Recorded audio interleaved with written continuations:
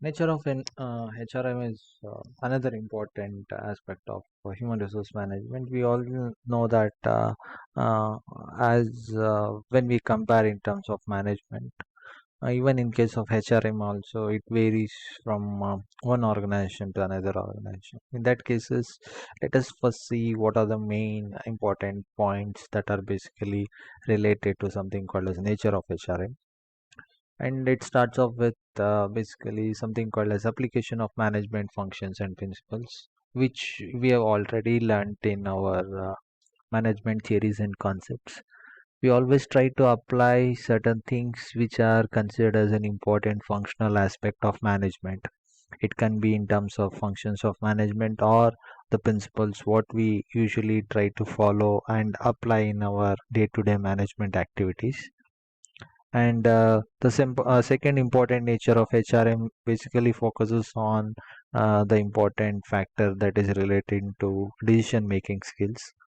And these function are always related to how best employees are able to take the decisions, which always should be integrated within an organization. And when we talk in terms of decision, that always helps to influence the effectiveness of an organization. If we take any employees who is working in an organization, he always tends to stress himself towards making the right decisions uh, within the limitation of the things that are being fixed by an organization, which always makes him to execute the things in a very effective manner, which in turn should always help for the effectiveness of the organization. And we also tend to look at HR functions are always not confined to business establishment only, and which is considered as way beyond that. We also say that it is a people management. When we say managing of people, it is always difficult. We all see that in an organization, we see people from different origin or following different sort of cultural aspects, wherein which we cannot be confined ourselves to applying the functions only, and that functions has to be slightly modified looking upon what type of people we are having within an organization. So in that cases, all these things poses as an important challenges for us to look how well we are able to apply those factors in that cases. And next thing is applying towards goals of HRM. We always see that in most of the cases, the organization would always try to maximize the contribution of the employees. And we always see when we talk in terms of maximization, it is always correlated to something called as optimal productivity.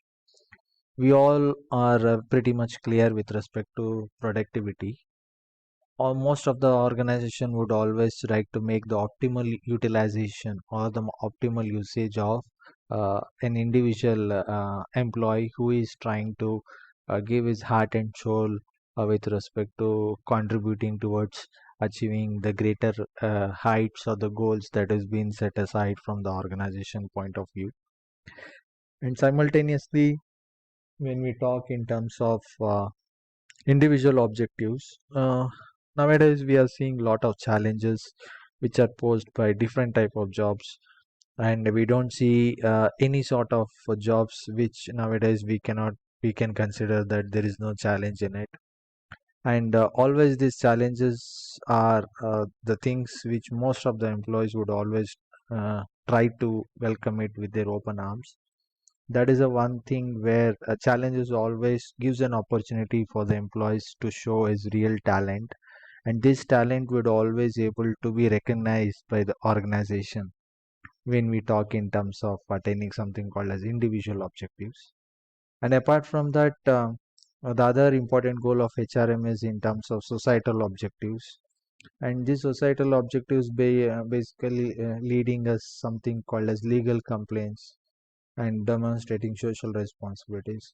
When we talk in terms of legal complaints, we all know that in India, uh, we are not supposed to hire any individual who is less than 18 years of age, wherein whichever legal factors or legal functions basically says that the minimum age for any individual to be recruited in any organization is 18 years. So that has to be compliant as per the directions from the governmental agencies. Apart from that, we should also demonstrate something called a social responsibility that can be like providing equal opportunity to the women employees or something called as gender equality. So all these things are some of the other societal objectives that are also considered as the main goal of HRM. And these are very complicated things when we look at something called as the goals of HRM.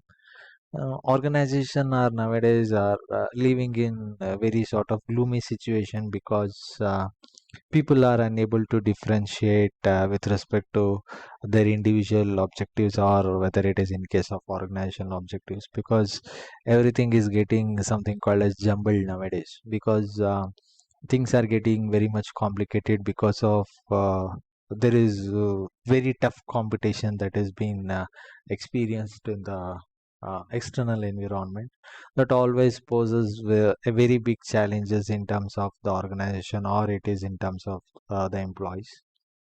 When you look at the different context where the goals usually varies on a time to time basis, the goals which were set say for example in the past 1 or 2 decades might not be ideally suited for the current situation, because things usually changes very drastically.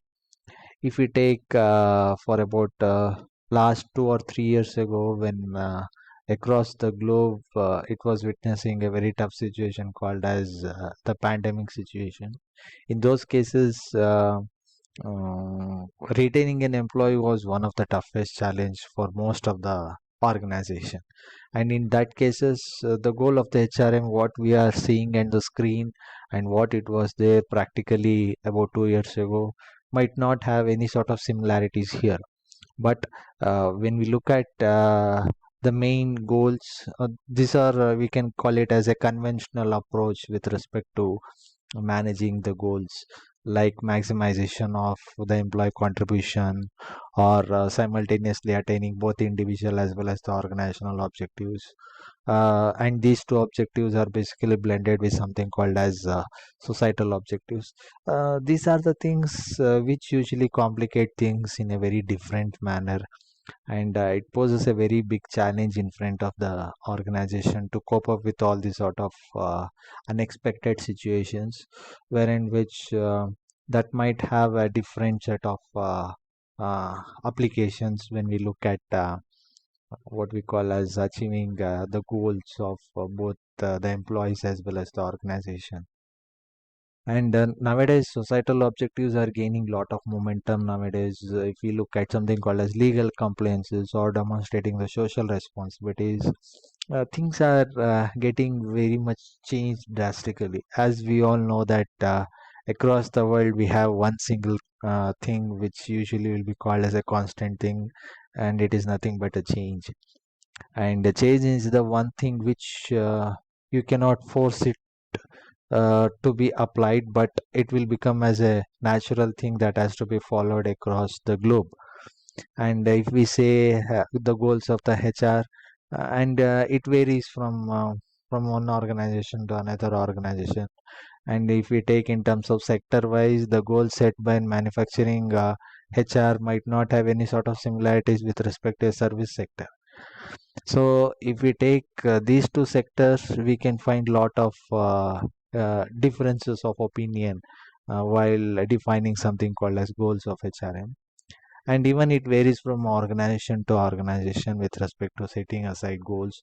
For an organization, or the individual employee objective will also be considered as main factor, but for another organization their key focus will be only on their organizational objective achieving, but not with respect to individualization.